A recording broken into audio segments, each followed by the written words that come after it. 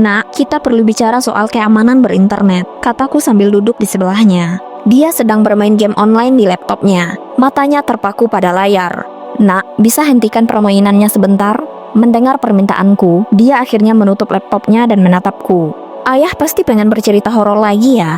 Mendengar itu, aku tersenyum sambil berkata, "Ayah pikir kamu suka cerita-cerita seram ayah."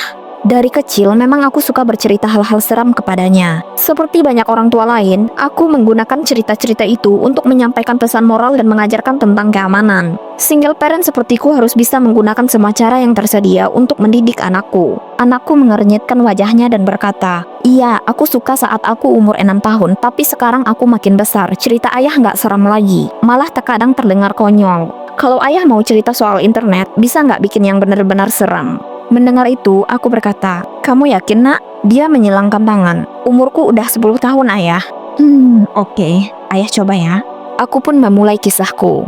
Alkisah, ada seorang anak bernama Colby. Colby suka bermain game Mobile Legends. Lama-kelamaan, dia berteman dengan seorang anak 10 tahun dengan username Helper23 di game tersebut. Semakin lama, ikatan pertemanan mereka semakin erat. Setelah beberapa bulan berteman, Colby memberikan Helper23 beberapa item berbayar di game itu. Hadiah ini tentu membuat Helper23 sangat senang. Ulang tahun Colby sudah dekat, dan untuk membalas kebaikan hati temannya, Helper23 ingin memberikan hadiah kepadanya di dunia nyata.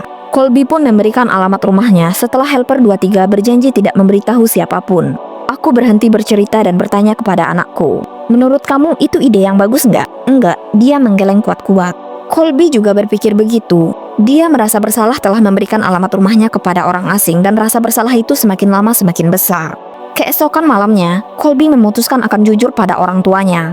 Dia pasti akan dihukum, tapi setidaknya rasa bersalahnya akan berkurang. Dengan gelisah, Colby menunggu orang tuanya masuk ke kamarnya untuk mengucapkan selamat malam, bersiap memberitahu kesalahannya saat mereka masuk. Karena gelisah, Colby mendengar semua suara di rumahnya dengan seksama.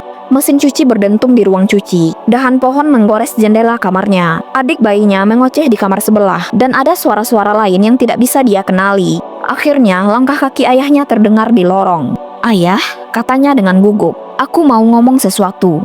Ayahnya menyembulkan kepalanya ke dalam pintu. "Iya, Nak," jawab ayah dengan suara yang aneh. Mulut dan matanya juga tampak aneh, tetapi karena keadaan yang gelap, Colby tidak dapat melihat dengan jelas mata dan mulut ayahnya. "Ayah baik-baik saja kan?" tanya Colby. "Iya," jawab si ayah masih dengan suara yang aneh. Colby menarik selimutnya sambil berkata, "Apakah ibu ada?" "Aku di sini." Kepala ibu pun menyembul di bawah kepala ayah. Lagi-lagi mata dan mulutnya tampak ganjil dan suaranya tinggi melengking tak wajar. "Kamu pasti mau bilang kalau kamu memberikan alamat rumah kita ke Helper23 kan?" tanya ibunya masih dengan suara aneh yang sama. "Seharusnya kamu nggak lakukan itu. Kami sudah bilang jangan pernah kasih info pribadi di internet." Dia melanjutkan, "Dia itu bukan anak-anak sungguhan. Dia cuma pura-pura. Tahu nggak apa yang dia lakukan? Dia datang ke rumah kita, masuk diam-diam dan membunuh kami berdua agar dia bisa habiskan waktu bersamamu." Tiba-tiba, seorang pria gemuk muncul di ambang pintu kamar Colby sambil memegang dua kepala yang terpenggal.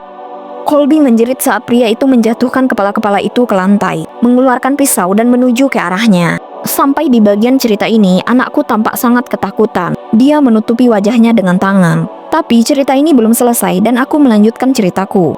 Selang beberapa waktu kemudian, Colby sudah dalam keadaan sekarat ketika Helper23 mendengar tangisan bayi dari ruangan lain. Dia belum pernah membunuh bayi sebelumnya dan merasa tertantang. Helper23 pun meninggalkan Colby dan mengikuti suara tangisan tersebut. Setelah sampai di kamar bayi, dia pun langsung mengangkat si bayi dan menggendongnya. Saat dia menggendong bayi itu, tangisannya mereda. Bayi itu menatapnya dan tersenyum. Melihat itu, Helper23 pun menggoyang-goyangkannya dengan lembut layaknya seorang ayah. Dia mengelap darah di tangannya dengan selimut dan membelai pipi si bayi. Amarah sadisnya yang luar biasa meleleh menjadi sesuatu yang hangat dan lembut. Dia keluar dari kamar bayi, membawa si bayi pulang, menamainya William, dan membesarkannya sebagai anaknya sendiri. Setelah aku selesai bercerita, anakku tampak terguncang. Dengan napas tersengal dan terputus-putus, dia bergumam, "Tapi ayah, namaku William." Aku mengedipkan mataku dan mengacak-ngacak rambutnya. "Tentu saja, Nak.